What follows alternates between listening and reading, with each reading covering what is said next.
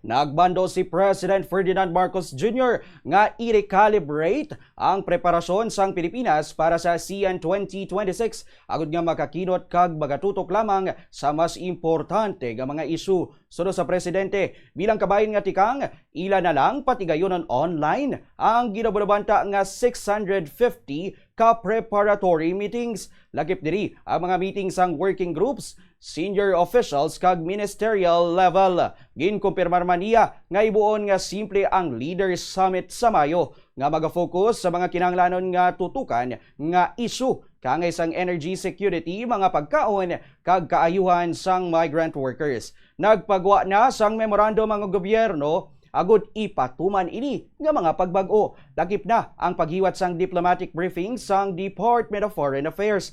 Sunod naman kay Executive Secretary Ralph Recto, katuyuan sini nga tikang nga mapabakod ang pagbinuligay sang Southeast Asian nations kag makahimo sang konkreto nga sabat sa mga nagakatabo o kung nagakatabo nga global challenges, ilabi na subong ang ginapangatubang nga krisis sa Middle East.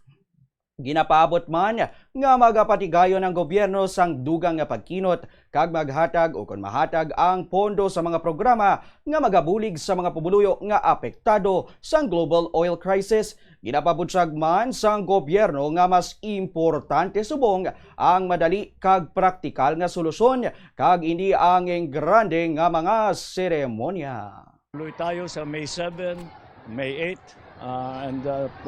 But as I said, it will be a very bare-bones summit. It will be over a period of maybe a day and a half, imbes na yung mahaba.